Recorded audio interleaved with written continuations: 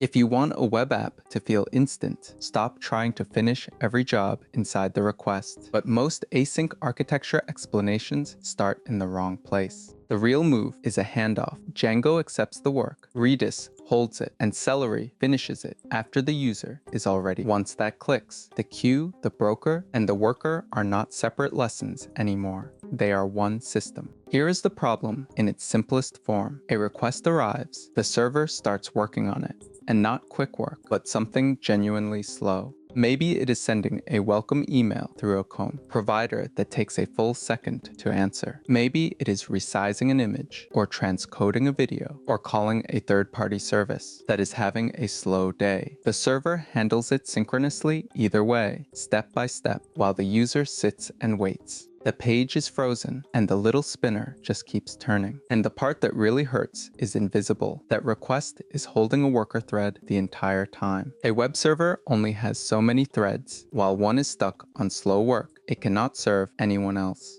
So under real load, the threads fill up, new requests pile in behind them, and the whole site feels slow. Not because the computer is busy, but because everyone is waiting on a handful of stuck threads. That is the wall. Now let us get past it. The fix is to split the request in two. When the slow work arrives, you do not do it on the spot. Instead, you accept it, write down that it needs doing, and immediately send the user a response. Usually something like, "Got it, we are working." The user is free in milliseconds. The slow work has not happened yet, but it no longer lives on the request thread. It has been handed off. This is the whole heart of asynchronous processing, and everything else in this video is just the machinery that makes the handoff reliable. Notice what changed. The user experience went from frozen. The thread that used to be stuck is now free to serve the next request. And the expensive work still gets done just somewhere else by something whose only job is to chew through that kind of work. The question now becomes, where does the work wait and who does it? That is where Redis and Celery come in. 3 pieces make this work, and each has exactly one job. First, Django, your web application. It receives the request, does the fast part, and instead of doing the slow parts, it writes a job description and drops it into a queue. Then it responds. Second, Redis, an in-memory data store that here plays the role of the broker. It holds the queue. Every job Django creates waits in Redis until someone is ready to run it. Because Redis lives in memory, putting a job on the queue and taking one off are both extremely fast.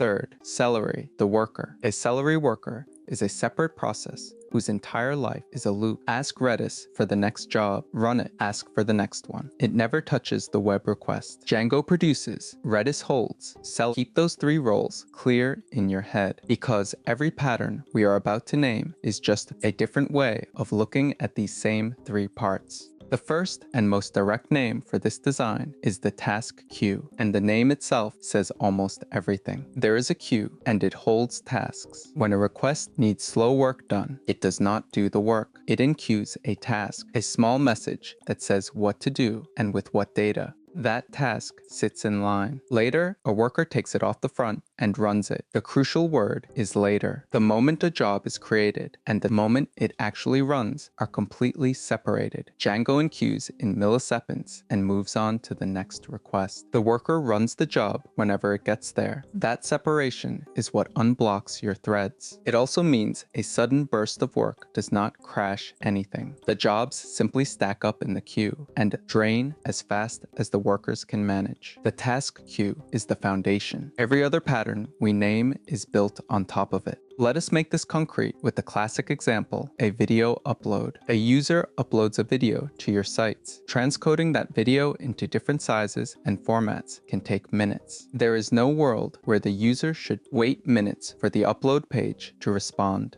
So here is what happens instead. Django receives the upload, saves the raw file, and creates one task. Transcode this video. That task goes into the Redis queue. Django immediately responds. Upload complete. Your video is processing. The site feels instant to the user.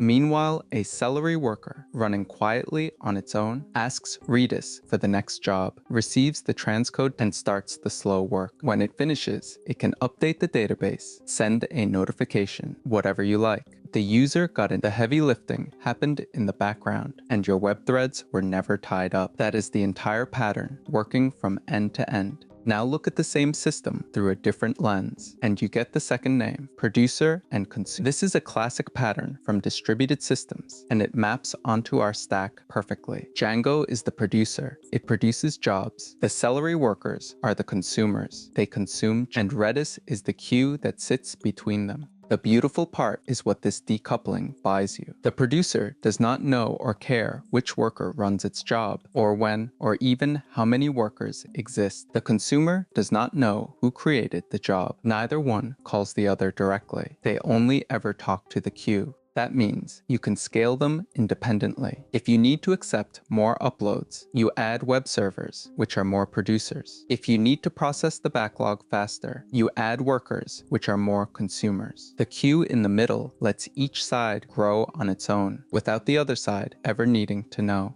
Let us give the thing in the middle its due, because it is doing more than it looks. Redis here is the broker, and a broker decouples the producer from the consumer in 2 dimensions. In time, a job is created now. It runs 10 seconds later when a worker is free. The producer does not wait. And in space, the producer and the consumer can be different processes on different machines, and they never need each other's address. They both just need the queue. This middle layer is also what makes the system resilient under pressure. When every worker is busy, new jobs do not fail, and they do not block. They simply wait in Redis, and the queue absorbs the backlog. When the workers catch up, they drain it, so a traffic spike becomes a queue that is briefly longer, instead of a pile of errors. The broker turns bursts into patience. Here is a third lens, event-driven. So far we have talked about slow work, but tasks do not have to be slow to belong on a queue. They can be reactions to things that happen. Think about the events in a typical application. A user registers, a payment completes, or a file is uploaded. Each of these is a moment, and each one might need some extra work, like sending a welcome email or kicking off a longer process. In an event-driven style, the thing that happens simply announces it, and a task is dispatched to handle it. The event names what occurred. The queue carries out the response. What is nice is that the code which detects the event does not need to know everything that should happen next. It just fires the task. You can add a second handler later, say, also notify the analytics system without touching the original code. The event is the trigger, and the queue is how the reaction travels. Now an honest word, because it is easy to oversell this. A Celery and Redis queue gives you a lightweight slice of event-driven design, enough to react to events and fan out work. But it is not a full event-driven architecture, and you should not pretend it is. Real event-driven systems usually bring more machinery, a publish and subscribe layer where many services listen to the same stream, and sometimes event sourcing, where the events themselves become the source of truth. That is a much bigger commitment, and most applications never need it. So here's the guidance. Start with the queue. It will carry you a remarkably long way. Reach for the heavier event-driven tools only when the coupling between your services genuinely starts to hurt, when you have many services that all need to react to the same things. Until then, the queue is exactly the right amount of power.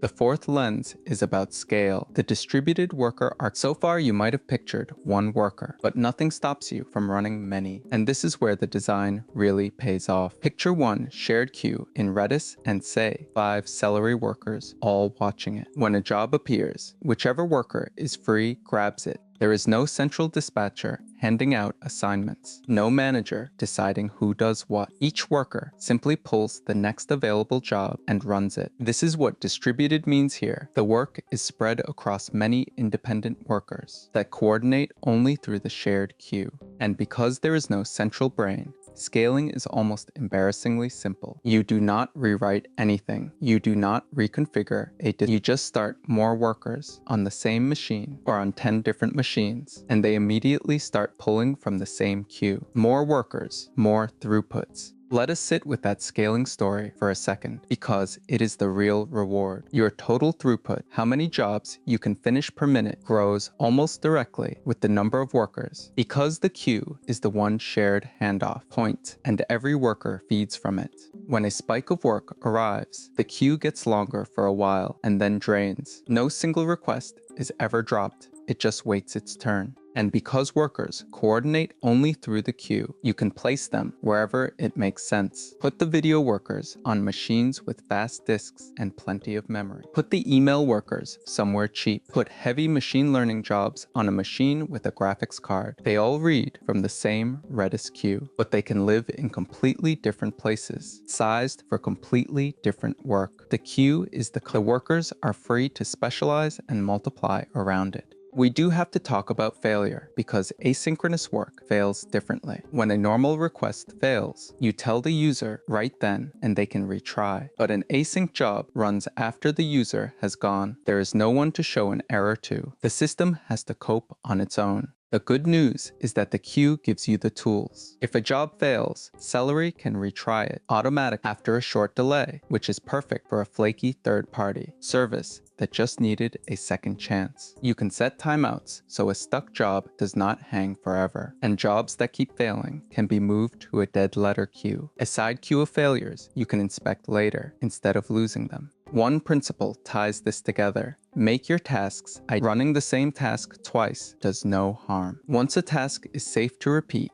retries become safe. A huge category of failure simply stops being scary. So when should you actually reach for a queue? 4 situations are the clear yes. When the work is slow, anything a user should not wait on. When it is external, calling another service that you do not control and cannot trust to be fast. When it is scheduled, work that should happen later or on a regular rhythm. And when it is bursty, work that arrives in sudden waves you want to smooth out. If your work is none of those, if it is fast and the user needs the result on the very next screen, then keep it in line. Doing simple work through a queue just adds latency and moving parts for no reason. That is the honest trade. A task queue buys you responsiveness, resilience, and scale too, but it costs a broker to run, workers to monitor, and a complex mental model. Spend that complexity where it earns its keep and not a moment sooner. Step back. Here is what is worth remembering. Event-driven.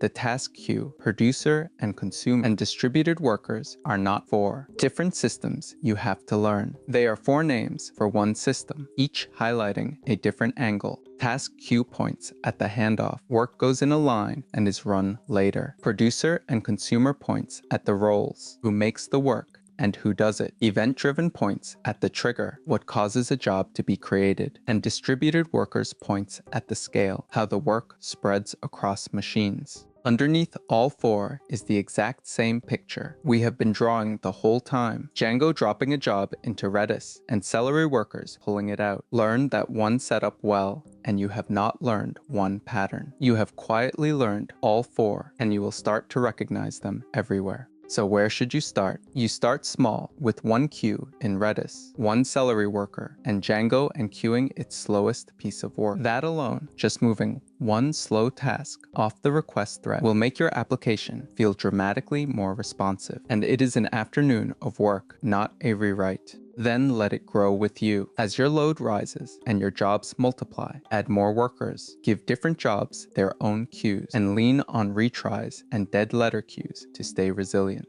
The architecture is designed to grow exactly this way. You never have to throw the simple version away. Responsiveness, resilience, and room to scale, all from one small idea. Respond now and do the slow work later. Go move one task to a queue and feel